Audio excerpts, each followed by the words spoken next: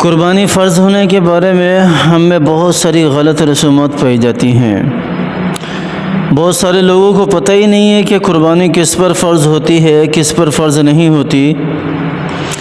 ایسے ہی بس میں نے خود دیکھا ہے کہ بہت سارے گھروں کے اندر یہ معاملہ ہوتے ہیں کہ کوئی ایک جانور خرید کر لے آتے ہیں، بکرا یا کوئی بھی، تو وہ ذبح کر دیتے ہیں بقرعید والے دن اور کہتے ہیں کہ پورے گھر کی طرف سے قربانی ہو گئی۔ حالانکہ یہ مسئلہ غلط ہے۔ اس طرح ان کی قربانی کسی ایک کی طرف سے بھی نہیں ہوئی، جو جانور لانے والا ہے اس کی طرف سے بھی نہیں ہوئی۔ حالانکہ بقرعید کے موقع پر اتنا مہنگا جانور خرید کر لے کر آئے اور پھر قربانی نہ ہو، یہ تو ایک بہت ہی افسوسناک بات ہے کہ انسان پیسہ بھی خرچ کرے اور اس کو اس کا اجر و ثواب بھی نہ ملے۔ جیسا کہ آپ صلی اللہ علیہ وسلم کی حدیث بھی ہے کہ جو شخص قربانی کا جانور لے کر آتے ہیں، اسے پالتے ہیں، جتنے دن تک وہ اس کی حفاظت کرتے ہیں اور جب تک اس کے پاس رہتے ہیں تو اس کو ذبح کرتے ہیں۔ ذبح کرنے کے بعد جتنے دن اس نے اپنے پاس رکھے ہیں، اتنے دن کے سارا اس کا پیشاب، لید، گوبر وغیرہ سارا کل قیامت والے دن اس کے نام اعمال کے اندر تولے جائیں گے۔ یہ حدیث کا مفہوم ہے۔ تو ایک بندہ قربانی کا جانور لے کر آئے اور پھر لانے کے بعد بھی وہ اس کو ثواب نہ ملے تو یہ تو بہت ہی غلط بات ہے۔ تو اس طرح قربانی کسی کی بھی نہیں ہوتی، کسی کی طرف سے بھی نہیں ہوتی، یہ غلط ہے۔ ہر فرد اگر جو صاحب استطاعت ہے، جو صاحب نصاب ہے، صاحب استطاعت اگر قربانی کرنا چاہتا ہے تو قربانی اس کی طرف سے ہو سکتی ہے، لیکن فرض اس کے اوپر ہے جو صاحب نصاب ہے، جو زکوٰۃ کا مالک ہے، جس کے اوپر زکوٰۃ فرض ہو جاتی ہے۔ جو شخص زکوٰۃ ادا کرتا ہے اس کے اوپر قربانی کرنا واجب ہے، لازمی ہے۔ اگر وہ قربانی نہیں کرتا تو گناہگار ہوگا۔ اور اسی طرح قربانی کرنے کے لیے بالغ کا ہونا بھی شرط ہے،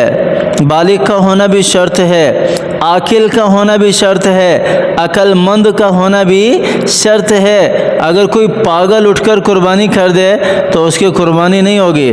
اگر کوئی نابالغ قربانی کر دے تو وہ قربانی نہیں کہلائے گی۔ ہاں، اجر و ثواب ان کو ضرور ملے گا، لیکن یہ قربانی ان کی طرف سے ان کے اوپر فرض نہیں تھی۔ یہ قربانی ان کے اوپر فرض نہیں تھی۔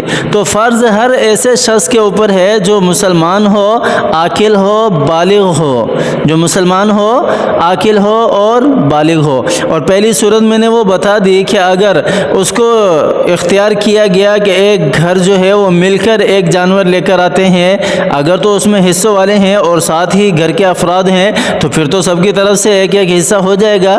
لیکن اگر کوئی بکرا لے کر آتے ہیں اور کہتے ہیں کہ سب کی طرف سے ہو گیا تو ایسا نہیں ہے، یہ قربانی نہیں ہوگی۔ یا بہت سارے ایسے کرتے ہیں کہ کسی گھر میں کسی اولاد کے اوپر قربانی فرض ہوتی ہے، صاحب استطاعت ہے، زکوٰۃ واجب ہے اس کے اوپر، تو اس کے اوپر قربانی فرض ہو جاتی ہے، لیکن وہ کیا کرتا ہے کہ جانور لا کر گھر پہ دے دیتے ہیں اور کہتا ہے کہ میرے والد کی طرف سے ہے یا میری والدہ کی طرف سے ہے، اور خود قربانی نہیں کرتا۔ تو یہ بھی غلط ہے، حالانکہ اس کے والد اور اس کے والدہ پر فرض نہیں ہے۔ ہاں، اگر اس کے والد اس کے والدہ پر فرض ہے تو پھر ان کے اوپر ہے کہ وہ قربانی کا جانور لے کر آئیں اور اس کو ذبح کریں اللہ تعالیٰ کے راستے میں۔ اگر یہ لا کے ان کی طرف سے ذبح کرتا ہے اور خود ذبح نہیں کرتا تو بھی یہ گناہگار ہوگا اور اس فریضے کو انجام دینے والا، ادا کرنے والا نہیں ہوگا۔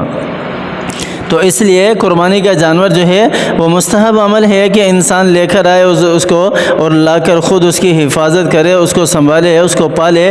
لیکن چونکہ بہت سارے گھر ایسے ہوتے ہیں جہاں پر اس کو رکھنے کا ایک منظم طریقہ نہیں ہوتا، ایک انتظام نہیں ہوتا، اور بہت سارے جانور جو ہیں وہ ڈرتے بھی ہیں۔ ظاہر سی بات ہے کہ وہ گاؤں دیہات کے اندر رہنے والے جانور ہے، جب اس کو بند بلڈنگ میں لا کر کھڑا کریں گے تو وہ کھانا پینا بھی چھوڑ دے گا اور وہ ڈرنے لگے گا ہر کسی سے کہ مجھے پتہ نہیں کون سی بلا میں لا کے بند کر دیا۔